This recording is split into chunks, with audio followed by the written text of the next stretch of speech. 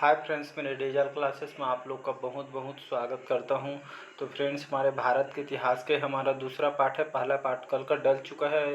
वो अगर देखे नहीं होंगे तो वीडियो को जाकर देख सकते हैं। सभी क्वेश्चन आपके एग्जाम पेज पे आए हुए क्वेश्चन, जो कि क्वेश्चन को जो कि किया गया है आज छत्तीसगढ़ के पंचायती राज से, जो कि क्वेश्चन भी यहाँ पे अपलोड किया गया है, जाकर उनको भी देख सकते हैं। सारे क्वेश्चन आपके एग्जाम पे बेस पे तैयार किए हुए क्वेश्चन हैं। डेफिनेटली आपको एग्जाम में बहुत ही हेल्पफुल होगा। तो आज भारत के इतिहास के यहाँ पे दूसरा पार्ट है, तो आज स्टार्ट करेंगे। 35 तक हम किए थे क्वेश्चन, तो आज से अभी स्टार्ट करेंगे हम। 35 क्वेश्चन है।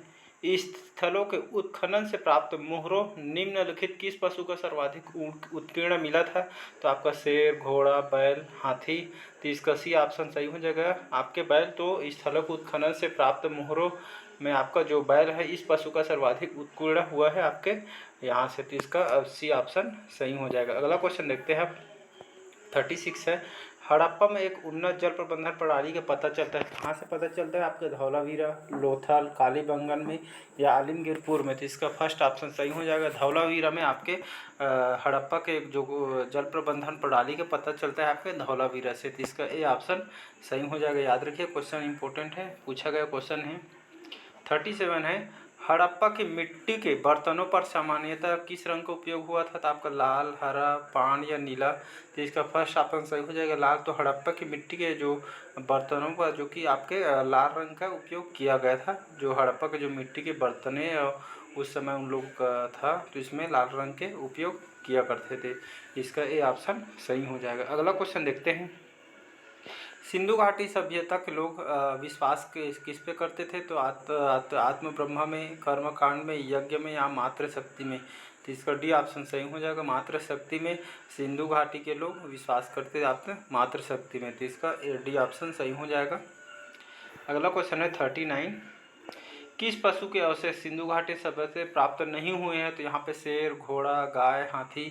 तो इसका ए ऑप्शन सही हो जाएगा शेर। तो आपके शेर जो पशु के अवशेष सिंधु घाटी सभ्यता से प्राप्त नहीं हुए। बाकी आपके घोड़ा, गाय और हाथी के अवशेष सिंधु घाटी सभ्यता से प्राप्त हुआ है। तो इसका बी, सी, डी इसका सही आंसर हो जाए। बाकी ए इसका शेर जो कि इससे प्राप्त नहीं हुआ इसके अवशेष। अगला क्वेश्चन है 40 क्वेश्चन है। हड़प्पा कालीन स्थल में अभी तक किस धातु की प्राप्ति नहीं हुई? तो तांबा, सोना, चांदी, लोहा। तो हड़प्पा कालीन स्थल में अभी तक आपकी लोहा जो धातु की प्राप्ति नहीं हुई। बाकी तांबा, सोना और चांदी की जो कि हड़प्पा कालीन स्थल से जो कि आप ये तीनों के अभी धातु प्राप्त जो कि खोजे जा चुकी है। तो इसका डी लोहा जो कि इस धातु के प्राप्त नहीं हुई है। तो याद रखिएगा, एग्जाम में पूछा गया क्वेश्चन है। 41 क्वेश्चन है। हड़प्पा के काल का तांबा का रथ किस स्थान से प्राप्त हुआ है? तो धौलावीरा में, दैमाबाद, कालीबंगन में या आलिमगीरपुर में। तो इसका बी ऑप्शन सही हो जाएगा, दैमाबाद। तो हड़प्पा काल के जो तांबे के रथ प्राप्त हुए हैं तो आपके दैमाबाद से प्राप्त हुए हैं। तो इसका बी ऑप्शन सही हो, जो तांबे का रथ है जो कि दैमाबाद स्थान से, दैमाबाद से प्राप्त हुए हैं।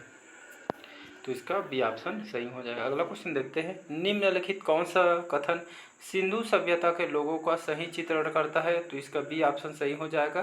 तो सिंधु सभ्यता के लोगों का जो सही चित्रण दिखाता है आपके, वे देवी देवताओं के दोनों को पूजा करते थे। तो याद रखिएगा, इसका बी ऑप्शन सही हो जाएगा। वे देवी देवताओं के दोनों की पूजा करते थे। सिंधु घाटी सभ्यता के लोगों द्वारा मान्यता प्राप्त है। तो इसका बी ऑप्शन सही हो जाएगा। अगला क्वेश्चन देखते हैं।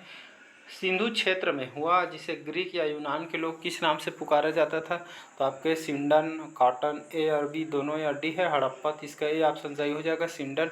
तो सिंधु क्षेत्र में जो है ग्रीक या यूनान के लोग किस नाम से पुकारा करते थे? तो सिंडन के नाम से पुकारा करते थे। इसका ए ऑप्शन याद रखिएगा, सिंडन सही आंसर हो जाएगा।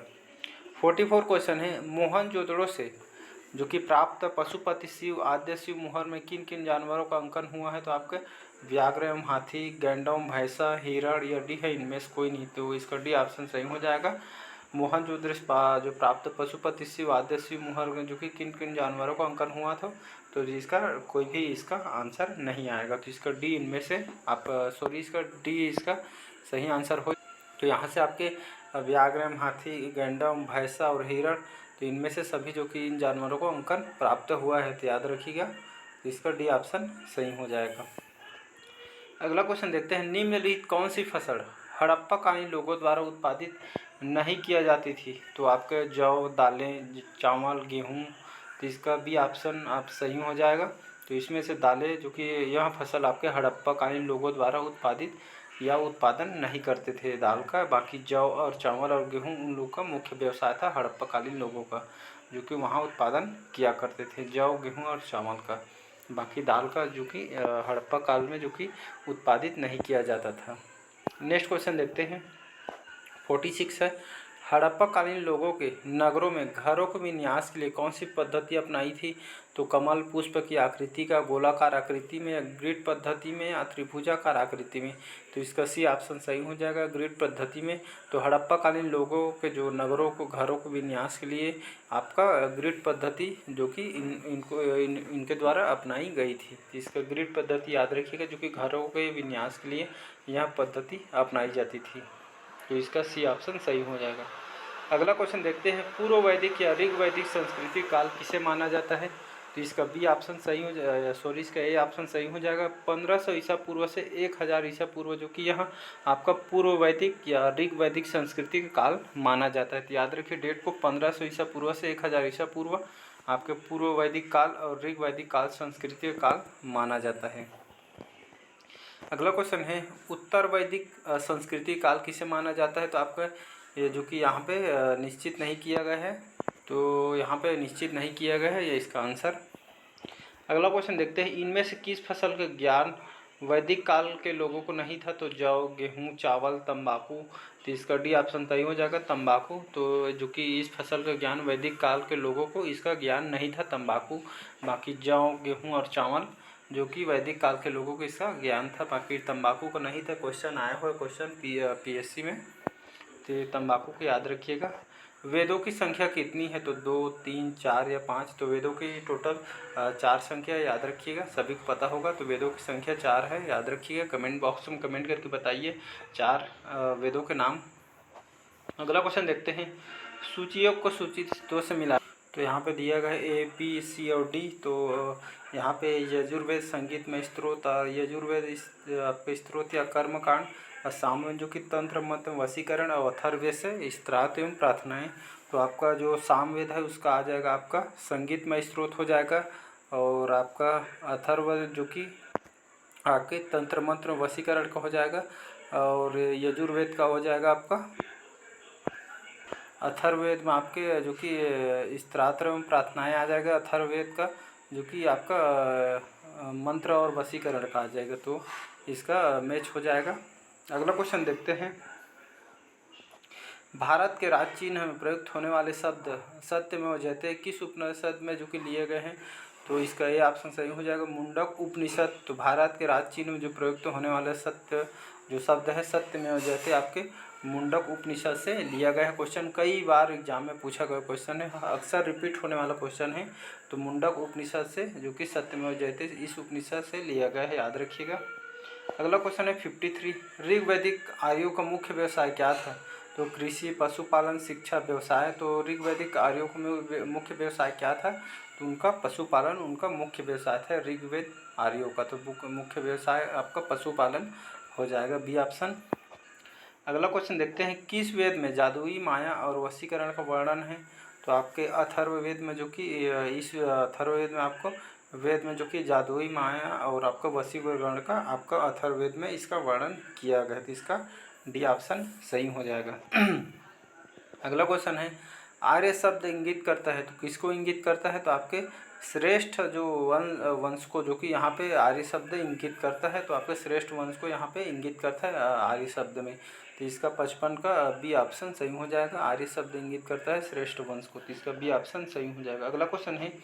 आर्य भारत में संभवतः आए थे, तो आपके मध्य एशिया से इन लोग आए थे, आर्य लोग। तो याद रखिए इसका बी ऑप्शन सही हो जाए, एग्जाम में पूछा गया क्वेश्चन है। तो आर्य भारत में जो कि संभवतः मध्य एशिया से इन लोग आए हुए थे। अगला क्वेश्चन देखते हैं। गोत्र व्यवस्था प्रचलन में कब आई थी? तो ऋग्वेद काल में, उत्तर वैदिक काल में, महाकाव्य काल में या सूत्र काल में? तो इसका बी ऑप्शन सही हो जाएगा, उत्तर वैदिक काल में आपका गोत्र व्यवस्था का प्रचलन जो कि यहाँ पे स्टार्ट किया गया था। तो गोत्र व्यवस्था प्रचलन कब आई थी? तो आपके उत्तर वैदिक काल में जो कि यहाँ प्रचलन आई थी, तो इसका बी ऑप्शन याद रखिएगा। अगला क्वेश्चन देखते हैं। उत्तर युग में यव का कहा जाता था गेहूँ, जौ, चावल, डी है इनमें से कोई नहीं। तो वैदिक युग में यव को आपका जौ के नाम से जाना जाता, तो याद रखिएगा वैदिक युग में यव को जो कि जौ के नाम से जाना जाता है। इसका यव आपका जौ हो जाएगा, तो इसका बी ऑप्शन सही हो जाएगा। अगला क्वेश्चन देखते हैं, प्राचीनतम पुराण कौन सा है? तो मत्स्य पुराण, भगवत पुराण, विष्णु पुराण या वायु पुराण। तो इसका ए ऑप्शन सही हो जाएगा मत्स्य पुराण। तो आपका प्राचीनतम पुराण हो जाएगा मत्स्य पुराण। तो 59 का ए ऑप्शन सही हो जाएगा मत्स्य पुराण, जो कि यहाँ बहुत ही प्राचीनतम पुराण है। जो एग्जाम में पूछा गया क्वेश्चन याद रखिएगा। ऋग्वैदिक काल के सबसे प्रधान देवता कौन थे? तो अग्नि, इंद्र, वरुण या सूर्य। तो इसका बी ऑप्शन सही हो जाएगा इंद्र। तो ऋग्वैदिक काल में सबसे प्रधान देवता कौन थे? तो इंद्र को माने जाते हैं प्रमुख देवता। तो याद रखिएगा जो कि ऋग्वैद काल में सबसे प्रधान देवता इंद्र को माने जाते हैं। तो इसका बी ऑप्शन सृष्टि का बी ऑप्शन सही हो जाएगा। अगला क्वेश्चन देखते हैं, व्रीहि शब्द किसके लिए प्रयुक्त हुआ था? चावल, गेहूँ, जौ, कपास। तो व्रीहि शब्द किसके लिए प्रयुक्त हुआ है? तो यहाँ जो व्रीहि शब्द है आपके चावल के लिए प्रयुक्त किया गया है। तो याद रखिए कि इसका ए ऑप्शन चावल सही हो जाएगा। तो व्रीहि शब्द आपके चावल के लिए जो कि इसका प्रयुक्त हुआ था। अगला क्वेश्चन देखते हैं, उत्तर वैदिक काल में किस देवता को सर्वोच्च स्थान प्राप्त था? इंद्र, विष्णु, प्रजापति, रुद्र। इसका सी ऑप्शन सही हो जाएगा प्रजापति। तो उत्तर वैदिक काल में आपको प्रजापति देवता को सर्वोच्च स्थान प्राप्त हुआ। क्वेश्चन पूछा गया है पीएससी में, याद रखिएगा। तो उत्तर वैदिक काल में आपको प्रजापति देवता जी को सर्वोच्च स्थान प्राप्त है। तो इसका 62 का सी ऑप्शन सही हो जाएगा। नेक्स्ट क्वेश्चन है 63, संस्कारों की कुल संख्या कितनी है? तो 14, 15, 16 या डी है 18। तो संस्कारों की कुल संख्या मानी गई है 16 आपकी 16 जो कि संख्या मानी गई है संस्कारों की। तो इसका 16 सही आंसर हो जाएगा। अगला क्वेश्चन देखते हैं, ऋग्वेद में अघन्य या वध योग्य नहीं है शब्द प्रयोग किसके लिए किया गया था? तो ब्राह्मण, गाय, स्त्री, पुरोहित। तो इसका बी ऑप्शन सही हो जाएगा गाय। तो ऋग्वेद में अघन्य या वध योग्य नहीं है तो शब्द प्रयोग किसके लिए किया गया था? तो गाय के लिए किया गया था। तो याद रखिएगा इसका बी गाय सही आंसर हो जाएगा। अगला क्वेश्चन देखते हैं, निम्न में किस भारतीय परमाणुवाद का जनक कहा जाता है? तो कपिल, गौतम, कणाद या पतंजलि। तो इनमें से जो कणाद है जो कि इसे आपका भारतीय परमाणुवाद का जनक माना जाता है आपको, या कहा जाता है कणाद को। तो इसका सी ऑप्शन सही हो जाएगा। तो परमाणुवाद का जनक कहा जाता है आपके कणाद को। याद रखिए, तो एग्जाम में कई बार पूछा गया क्वेश्चन है, तो सी कणाद सही आंसर हो जाएगा। 66 क्वेश्चन है, भारतीय संगीत का आदि ग्रंथ कहा जाता है? तो ऋग्वेद, उपनिषद, यजुर्वेद या सामवेद को। तो इसका डी ऑप्शन सही हो जाएगा सामवेद। तो भारतीय संगीत का आदि ग्रंथ कहा जाता है आपके सामवेद को। तो याद रखिए इसका डी ऑप्शन सामवेद सही आंसर हो जाएगा, जिसमें संगीत का यहाँ पे उल्लेख किया गया है सामवेद में। अगला क्वेश्चन देखते हैं, 67 है, पुराण की संख्या कितनी है? तो 18, 19, 20 या 21। तो पुराण की संख्या कितनी मानी गई है? तो पुराणों की संख्या आपकी 18 है, याद रखिएगा। तो इसका ए ऑप्शन सही हो जाएगा 18। तो पुराणों की संख्या 18 है, याद रखिएगा। 68 क्वेश्चन है, गायत्री मंत्र किस पुस्तक में मिलता है? तो ऋग्वेद, यजुर्वेद, उपनिषद, भगवत गीता। तो इसका ए ऑप्शन सही हो जाएगा ऋग्वेद में आपका गायत्री मंत्र का इस पुस्तक में मिलता है। तो याद रखिए गायत्री मंत्र किस पुस्तक में मिलता है? तो ऋग्वेद में मिलता है। ये भी क्वेश्चन पूछा गया क्वेश्चन है, तो इसका ए ऑप्शन सही हो जाएगा। अगला क्वेश्चन देखते हैं, ऋग्वेद में कुल कितने मंडल हैं? तो 10, 11, 12 या 13। तो ऋग्वेद में कुल 10 मंडल पाए गए हैं।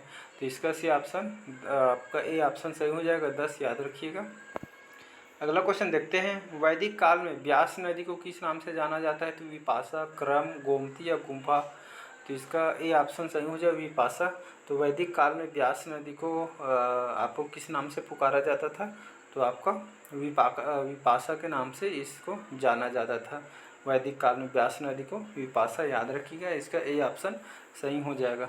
अगला क्वेश्चन देखते हैं, ऋग्वेद में सबसे महत्वपूर्ण तथा आपका पवित्र नदी मानी जाती थी कौन सी नदी पवित्र मानी जाती थी? तो सरस्वती, गंगा, सतलुज या सिंधु नदी को। तो सरस्वती को जो कि ऋग्वेद में सबसे महत्वपूर्ण और पवित्र नदी मानी जाती है। तो सरस्वती याद रखिए, मोस्ट इम्पोर्टेंट क्वेश्चन है। तो ऋग्वेद में सबसे महत्वपूर्ण तथा पवित्र नदी मानी जाती थी सरस्वती नदी को। तो इसका ए ऑप्शन सही हो जाएगा। तो ये थे आज का क्वेश्चन। नेक्स्ट पार्ट में कवर करेंगे। वीडियो लंबा हो जाएगी इसलिए यहीं तक रखते हैं क्वेश्चन को, नेक्स्ट पार्ट में कवर करेंगे। अगर चैनल में नए होंगे चैनल को सब्सक्राइब करके रख लीजिएगा ताकि आप तक नोटिफिकेशन पहुंच जाए, और वीडियो को ज़रूरतमंदों तक शेयर कीजिए ताकि इसका लाभ उन लोग भी उठा पाएँ। तो मिलते हैं नेक्स्ट पार्ट में। अच्छा लगे चैनल को लाइक सब्सक्राइब कमेंट कीजिए। तो चलिए बस आज के लिए इतना ही। Thank you.